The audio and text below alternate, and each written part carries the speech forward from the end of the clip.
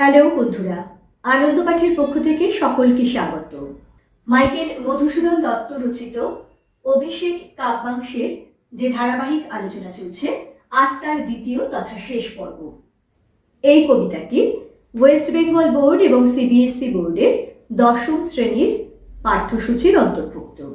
এই কবিতার প্রথম পর্বের আলোচনায় ছিল কবি পরিচিতি, কবিতার উৎস ও প্রেক্ষাপট এবং শব্দার্থ সহ প্রত্যেকটি লাইন ধরে কবিতার কিছুটা অংশের ব্যাখ্যা।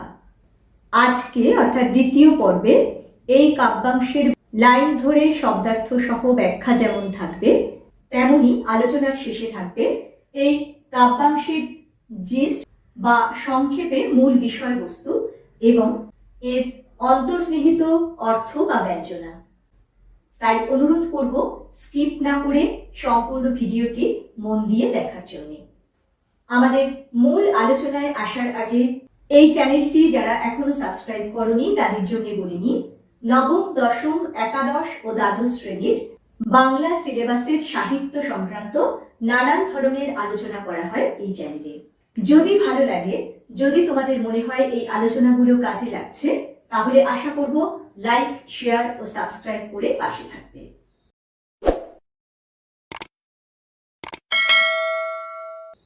চলে আসছি আজকের মূল আলোচনায়।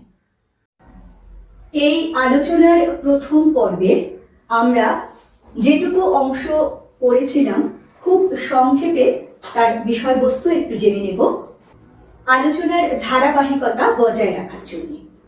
প্রথম পর্বে আমরা দেখেছিলাম এই কাব্যাংশের শুরুতেই স্বয়ং দেবী লক্ষ্মী রাবণ পুত্র ইন্দ্রজিতের ধাত্রীমা প্রভাসার ছদ্মবেশে তার কাছে আসেন এবং ইন্দ্রজিৎকে বলেন রাঘবের সঙ্গে যুদ্ধে তার ভাই বীরবাহু মৃত্যুবরণ করেছে এবং এই যুদ্ধে পুনরায় অংশ নেওয়ার জন্য তিনি ইন্দ্রজিৎকে অনুপ্রাণিত করেন।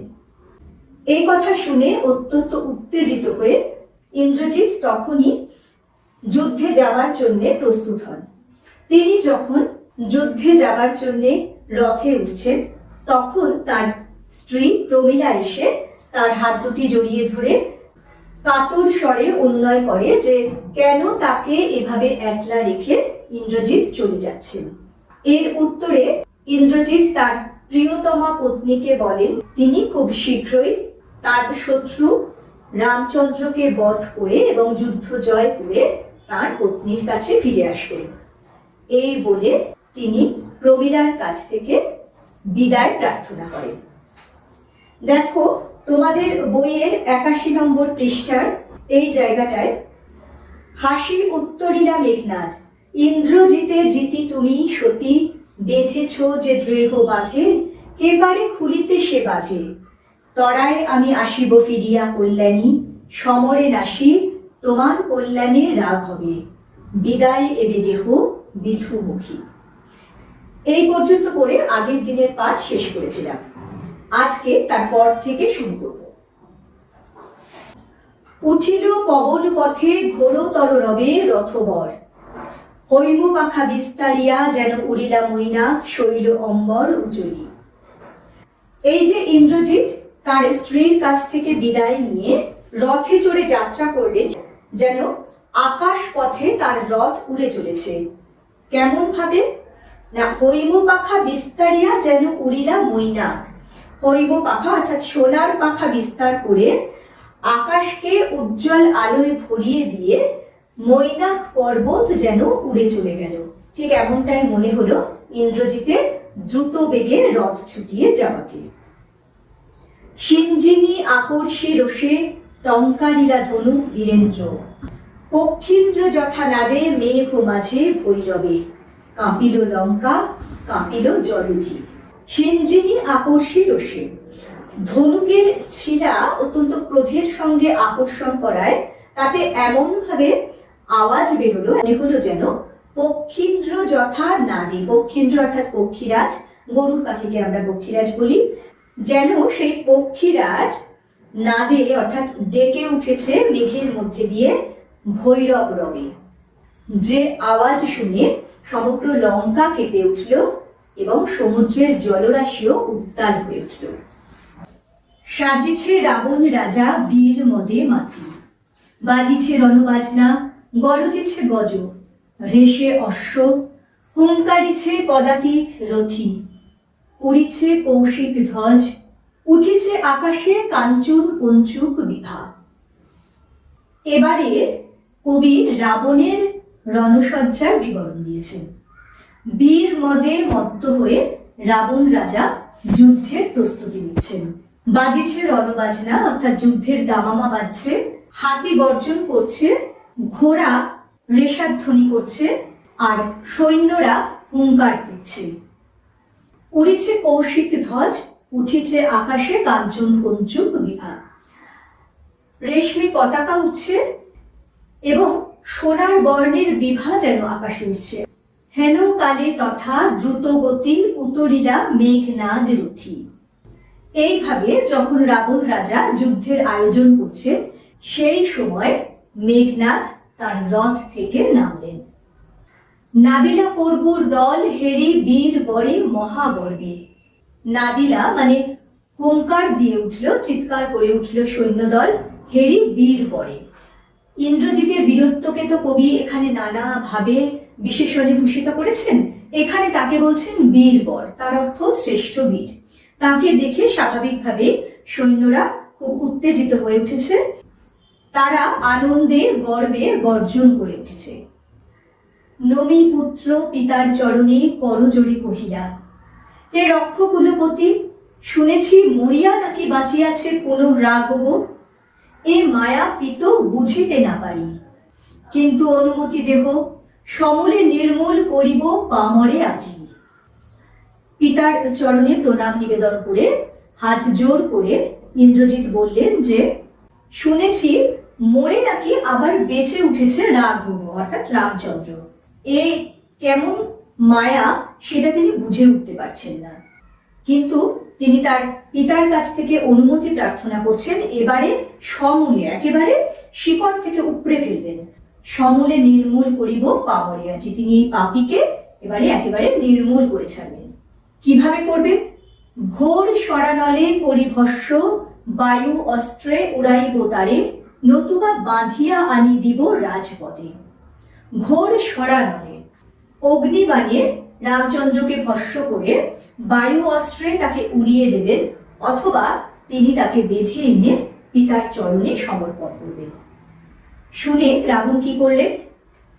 আলিঙ্গে কুমারে চুম্বি শির, মৃদু স্বরে উত্তর করিলা তবে স্বর্ণ লঙ্কাবতী। রাক্ষস কুল শেখর তুমি বৎস, তুমি রাক্ষস কুল ভরসা। এ কাল সমরে নাহি চাহে প্রাণ মম, পাঠাইতে তোমা বারংবার। এবারে রাবণ তার প্রিয়তম পুত্রকে আলিঙ্গন করে তার মস্তক চুম্বন করে মৃদু স্বরে উত্তর দিলেন। দেখো এখানে লক্ষণীয়, রাবণের সেই তেজ, সেই অহংকার কিন্তু এখানে আর নেই, কারণ তিনি তার আরেক পুত্র বীরবাহ, তার ভাই কুম্ভকর্ণ, এদের মৃত্যু শোকে কাতর হয়ে রয়েছেন এবং লঙ্কার এই দুর্দিনে যথেষ্ট দুশ্চিন্তাগ্রস্ত হয়েছেন। তাই তিনি অতি মৃদু স্বরে ইন্দ্রজিৎকে বললেন, রাক্ষস কুলের শেখর, তিনি রাক্ষস কুলের ভরসা। এই কাল সমরে, অর্থাৎ যে যুদ্ধে সবকিছু ধ্বংস হয়ে যাচ্ছে লঙ্কার, সেই যুদ্ধে বারবার তার এই প্রিয় পুত্রকে পাঠাতে তার মন চাইছে না। হায় বিধি বা মম প্রতি, কে কবে শুনেছে পুত্র ভাসে শিলা জলে, কে কবে শুনেছে লোক মরি পুনঃ বাঁচে। তিনি এবারে বলছেন বিধি বাম, তার নিয়তি প্রতিকূল। না হলে কে কবে শুনেছে ভাসে শিলা জলে, অর্থাৎ শিলা জলের মধ্যে ভেসে থাকা তো একটা অসম্ভব অলীক ঘটনা।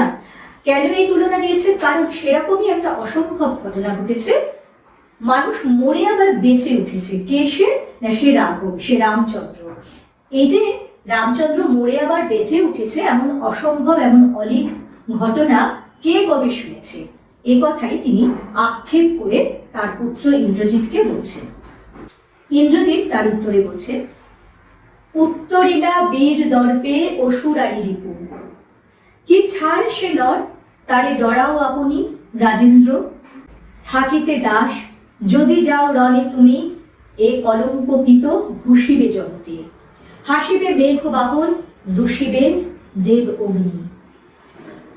ইন্দ্রজিৎ এবার বীরের দর্প নিয়ে, বীরের অহংকারের অসুরারি রিপু, এই অসুরারি রিপু বোঝাচ্ছে ইন্দ্রের শত্রু ইন্দ্রজিৎকে।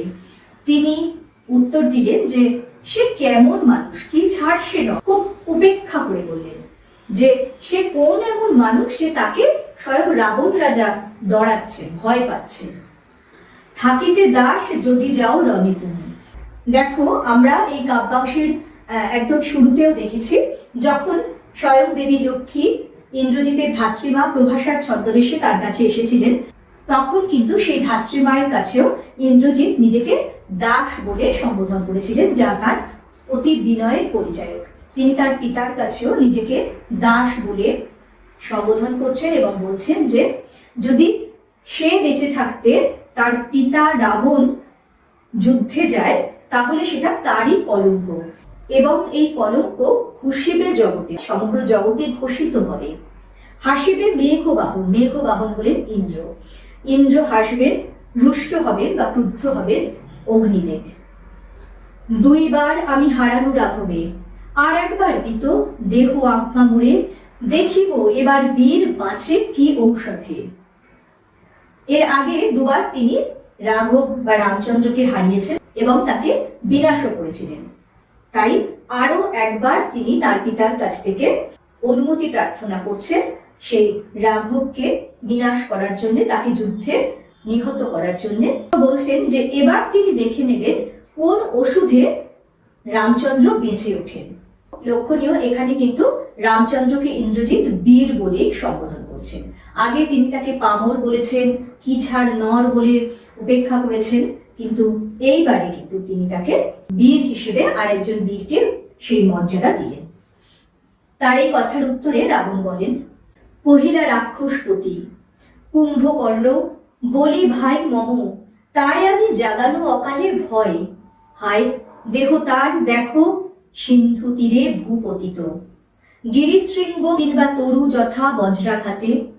এবারে রাবণ বললেন যে তিনি তার অতি বলশালী ভাই কুম্ভকর্ণকে অকালে জাগিয়ে দিয়েছিলেন লঙ্কার এই ঘোরতর সংকটে ভয় পেয়ে, কিন্তু দেখো তার দেহ সিন্ধু তীরে পড়ে আছে।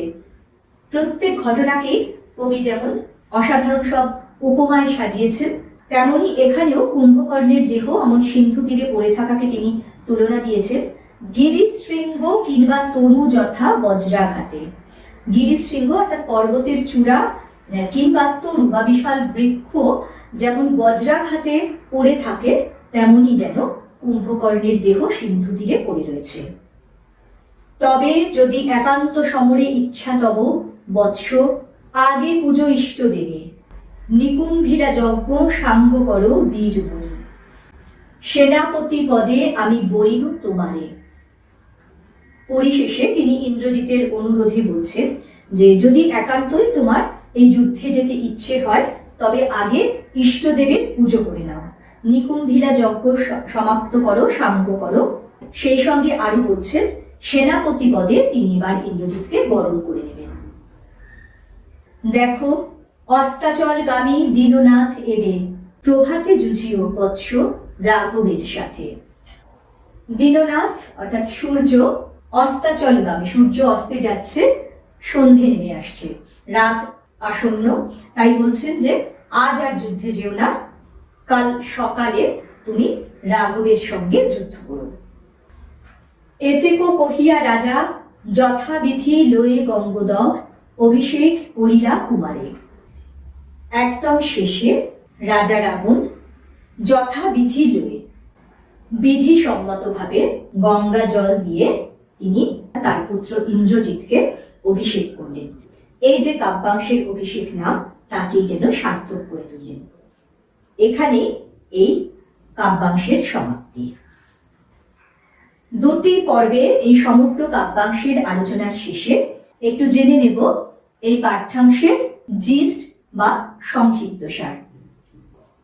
যেমনটা উৎস আলোচনার সময় বলেছিলাম, মাইকেল মধুসূদন দত্তের মেঘনাদবধ কাব্যের প্রথম স্বর্গ, যার নাম অভিষেক, সেখান থেকে এই অংশবিশেষ তুলে দেওয়া হয়েছে তোমাদের পাঠ্য হিসেবে।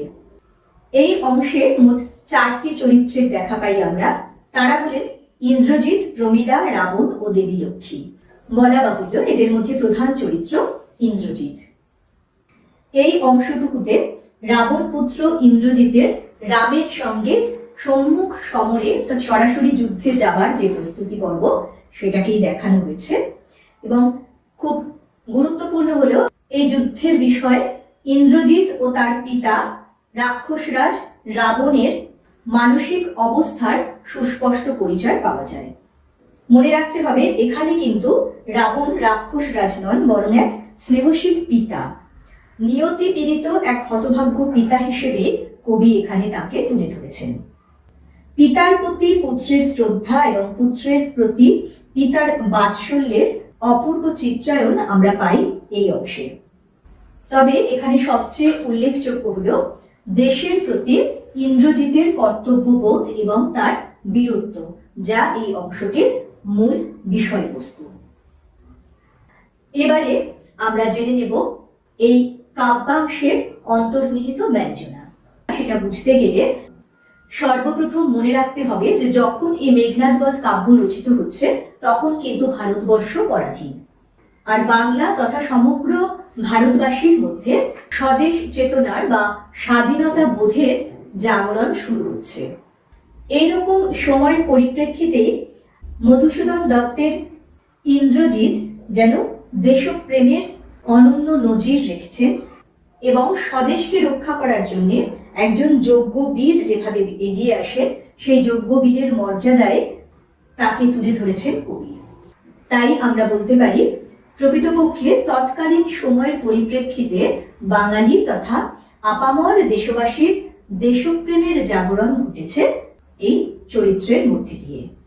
এটাই হলো এই কাব্যাংশের অন্তর্নিহিত ব্যঞ্জনা বা মূল সুর। বন্ধুরা, 2টি পর্বের মধ্যে দিয়ে চেষ্টা করলাম মাইকেল মধুসূদন দত্তের এই কাব্যাংশের সহজ ও বিস্তারিত ব্যাখ্যা দেওয়ার। আশা করব এরপরে তোমরা যখন কবিতাটি পড়বে তখন বুঝতে কোনো রকম সমস্যা হবে না। পরবর্তীকালে এই কবিতার গুরুত্বপূর্ণ প্রশ্নোত্তরও আলোচনা করব। পরের দিন চলে আসবো আরও একটি নতুন পাঠ নিয়ে। সঙ্গে সঙ্গে নোটিফিকেশন পেতে চাইলে সাবস্ক্রাইব করে বেল বাটনটি অন করতে ভুলো না। আজকের মতো টাটা।